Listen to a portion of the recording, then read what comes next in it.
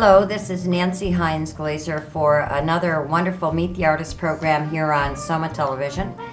And today can't believe it, but I'm blessed to have with me Amy Charmatz, an artist I've been following for several years, whose work I admire and who, as a person, inspires. So, Amy, I want to thank you for coming in. Oh, you're welcome. It's been a long time. It's always a pleasure to talk to you. Thank you. Thank you. It's been a long time we've been trying to get you here and figure it out, and between snowfalls and school closings. And here you are. And one of the reasons why I felt your art and your conversation was so important is because you've taught me a lot in the 2.5 years since I met you. And you've taught me about the power of art, and that really is your conversation. Tell us about that, would you? That's what it's all about. I feel very strongly that art saves lives. That's what I think. I don't know what to say. And actually, you say it and feel it, and it's on your card. It's on your business card. Oh, right. It's on one of the pins you've made, and that's because it's a particular message of yours. If you don't mind sharing a little bit about your story and how you came to be an artist, actually. When I was 7, I had a brain tumor. And unfortunately, it recurred when I was 11, and I spent the majority of my life catching up. And when I was older and working, I was a social worker. And when I was older, I had a problem again. I had a failure of my shunt, and I became very depressed, and I had to make a lot of changes in my life. And the thing that helped me come out of myself was being able to do art. I was lucky enough to have my mom, who was an artist, to help me and teach me that in art you can never make a mistake. It always turns into something else. I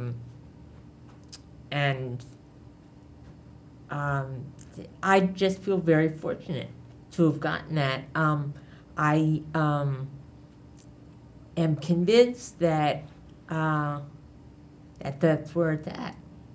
And because it's a personal story that you turned into something extremely positive that benefited the rest of us, I'm sorry you had to go through it, but I'm sure glad you came through it, because what you've given is a tremendous gift to our culture, and I mean that. And, you use words and messages, and why I tear up often when I read yours, because it's stuff I'm feeling.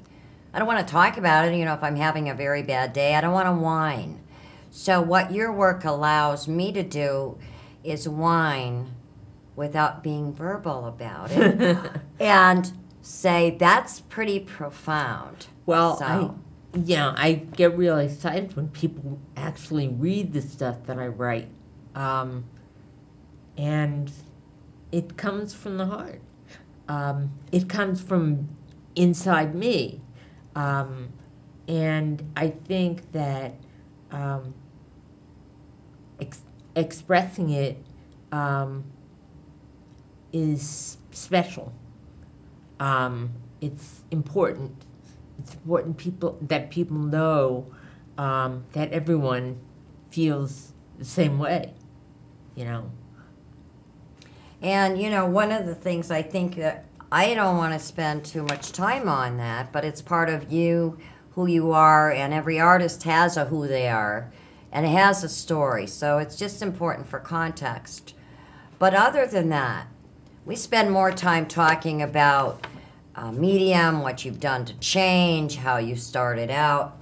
I just want to go through some of the exhibitions so Okay. everybody knows how accomplished you are. From 11 to now, you've made some giant leaps. We're not telling your age. You just had a birthday, but I promised. Smithsonian Institute, the International Gallery in Washington, John F. Kennedy Center for the Performing Arts, Arts Unbound, where I first met you, so it's pretty pure to my heart, the Visual Arts Centers in Summit, Johnson & Johnson Corporation, American Folk Art Museum, New York, Outsider Art Fair in New York, Phoenix Gallery, New York, Cimarelli Art Museum, New Brunswick, Noyes Museum in Oceanville, Outside in Los Angeles, Long Beach Island Foundation for the Arts, etc., etc. And that speaks to what your work speaks to. So it must be talking to a lot of people. Does that make you feel pretty wonderful or what? Well, you know what? I'm not a talker. And it makes you feel very good that people are interested. But I'm just doing what I'm doing. And every day, and I mean many hours a day. And, you know, you're also involved in needing to do some personal things to maintain your health and exercising on a bike and going to therapy. And, you know, but every time I call you, you're on to something else. So I can't really keep up with you. Well, where does that come from? Where does that come from? You know what? I was always told by my father that intelligent people are never bored. So that's what I try to model myself after. I just feel that art is such a gift. It always gives me something to do. It always gives me pleasure, you know. And my goal, or one of my goals, is to communicate that, you know, to other people. I think that, you know, being disabled, having some limits, doesn't have to limit you at all, or it doesn't have to limit you much. You can work around it, and that's sort of similar to what I feel about art, you know, that you can work around it. You can turn something into something else. The way that I became interested in art was making something out of nothing. Well, tell us about how you got started. I have one of the earlier Amy's, correct? Then these were sold where, Amy? I mean, you sell. That's the other thing.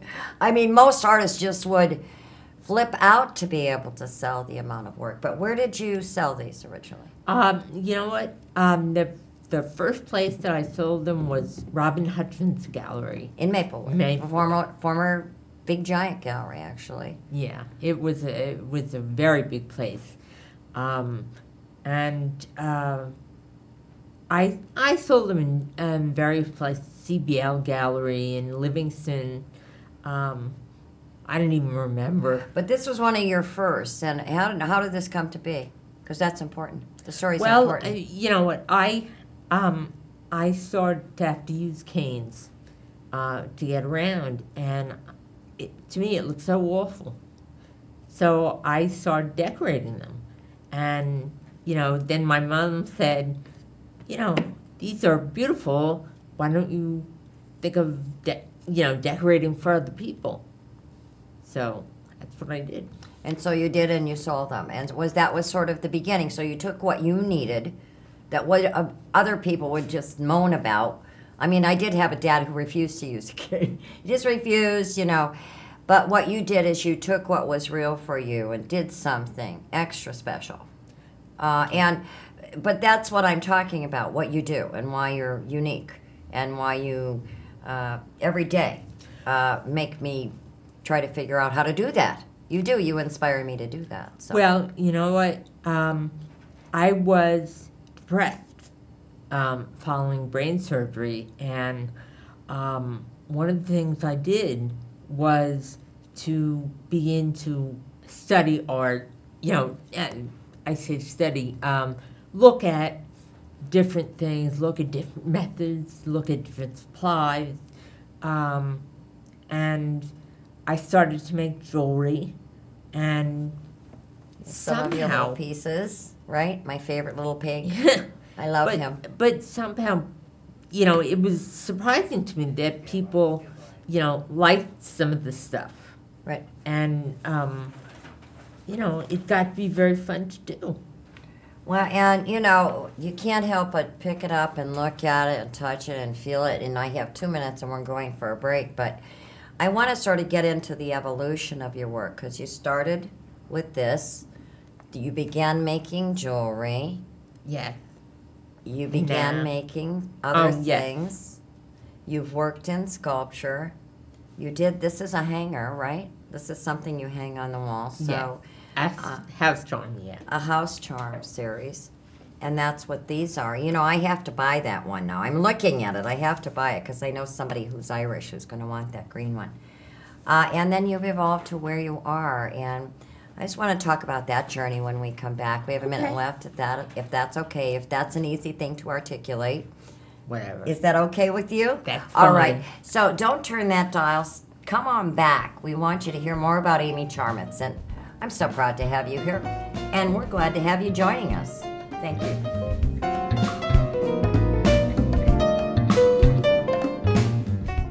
Local government, local educational institutions, and local community members all use cable access TV to communicate their message. They depend upon it as an affordable means of outreach. Public educational and government access television empowers local government agencies, individuals, and groups to use the media to speak directly to their constituents in a more direct and cost-effective way. Make sure everyone has a voice. Support your local PEG channels.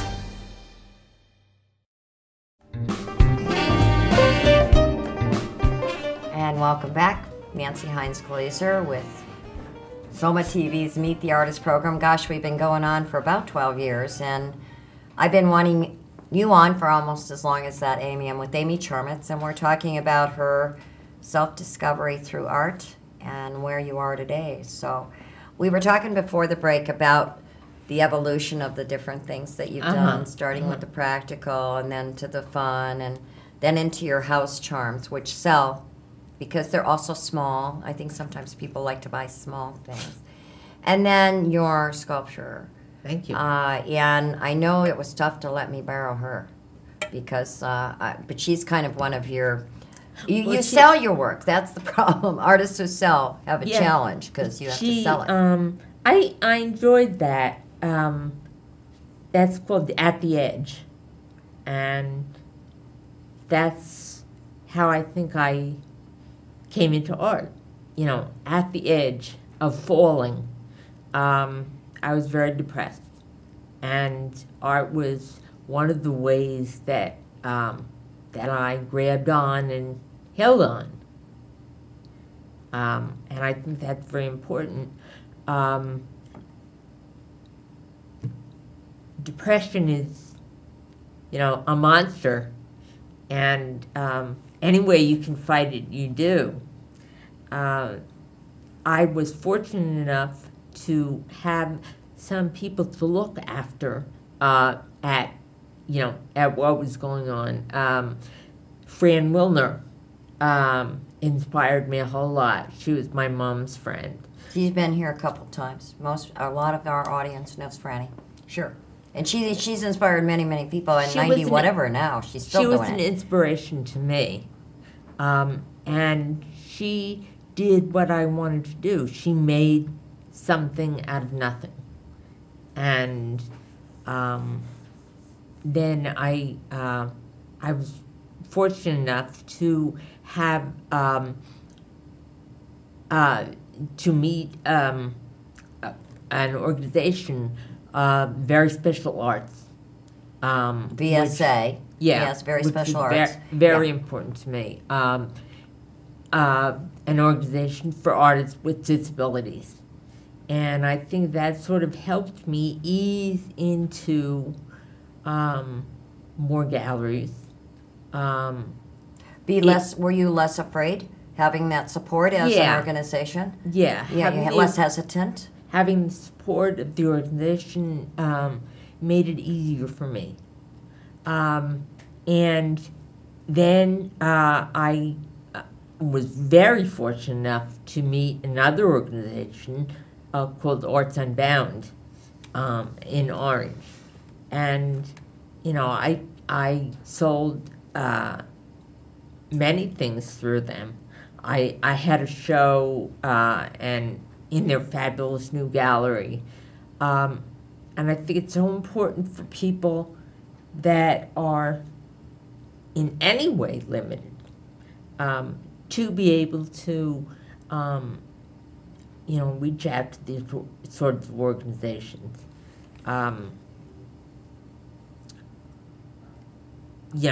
I just think it's very important. Push through the fear.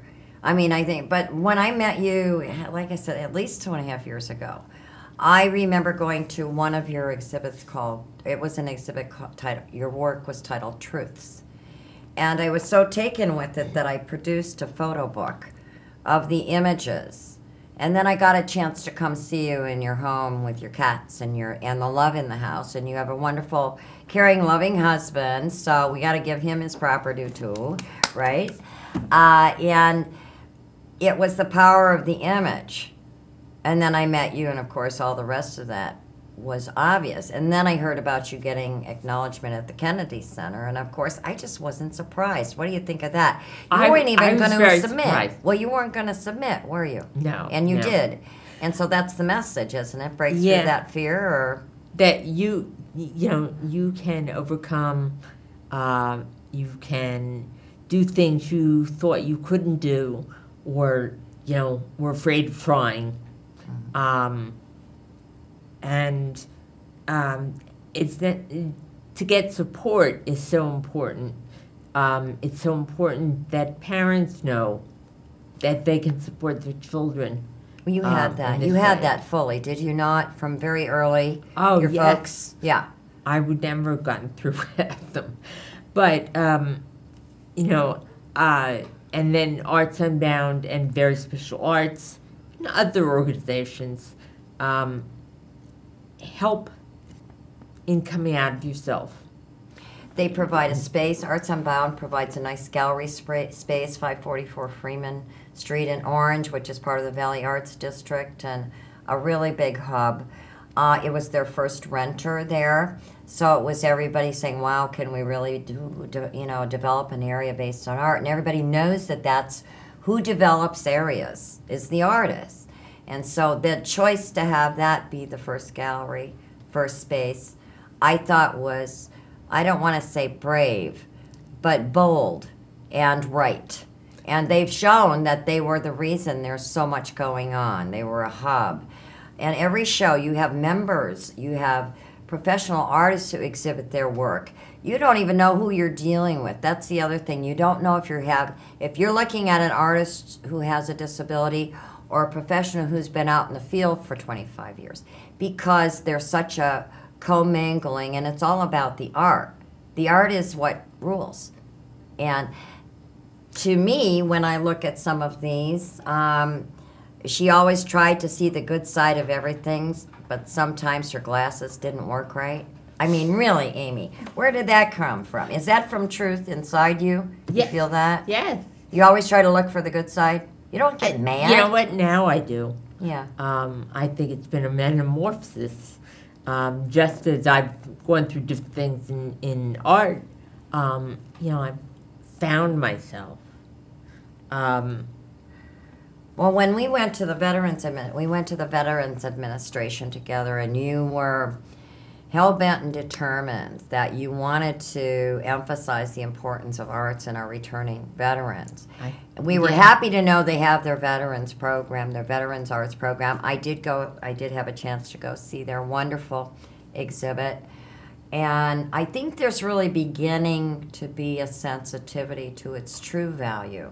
Well, I feel like I've come into a different world, sort of, because when I was a kid 40 years ago or 45 years ago, I mean, disability was swept under the rug.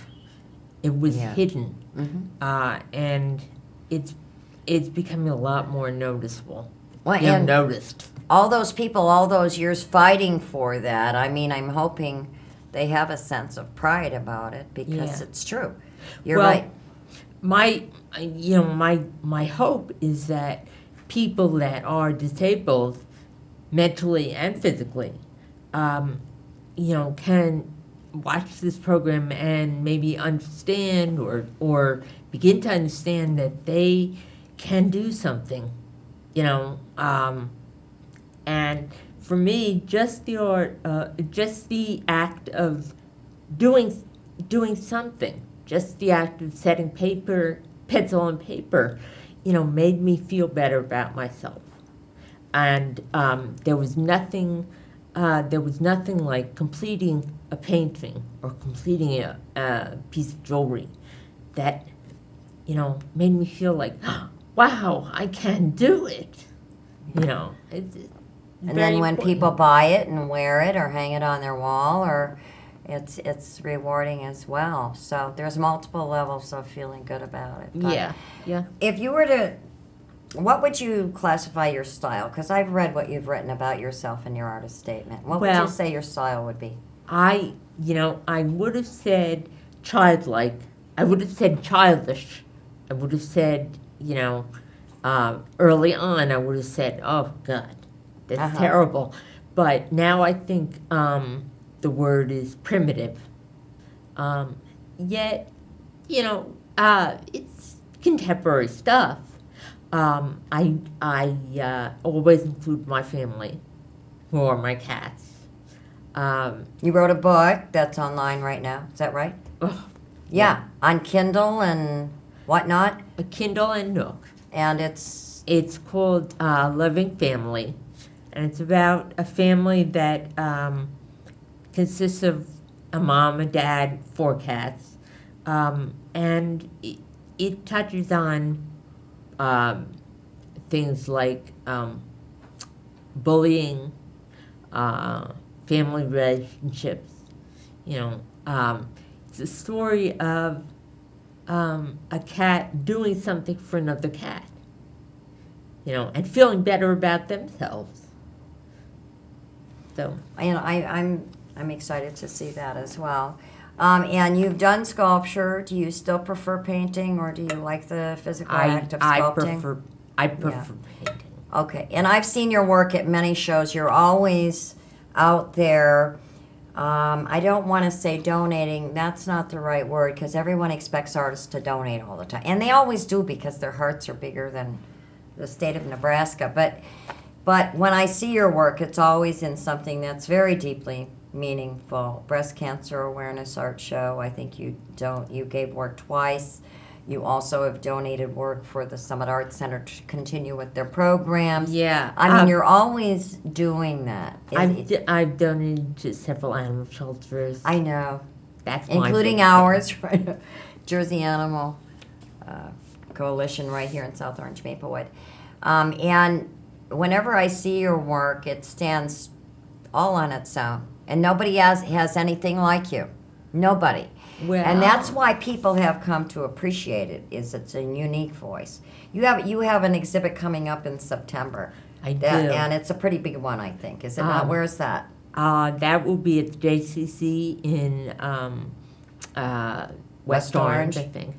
And I'm called that, named the work in that show, My Realities. My Realities. Because that's what they And you are. have some new ones. You've had some challenges. I can't believe it's almost time for us to be done, but you've had some new challenges and some changes, and you just added to your work. I think that's what you said, is that your life created your work helps create your life. Yeah. Is that so? You have a minute left. Can you summarize anything that you haven't said that you want to make sure others know? Well, I just want people that are disabled physically, mentally, emotionally, to know that they are capable of getting out there and doing something little. You start little, but it's able, you're able to, if you're able to get started, you can build on yourself. and work toward it because we're all a work in progress until the day we cash it in, as they say. But I have to thank you on behalf of the audience as well. Oh, you're Continue welcome. to share the work. Make us smile, make us really think, make us realize instantly what's important by the messages you send. Please keep an eye out for Amy Charmatz everywhere, because I can't keep up with her. Look for her book on Kindle, A Loving Family, JCC in September 2011. My realities and our realities here at SOMAtv and Meet the Artist is that math and science may save the world, but only art makes it worth living there. Thank you much, Amy, for joining Oh, us. you're welcome. And thank you. Nancy.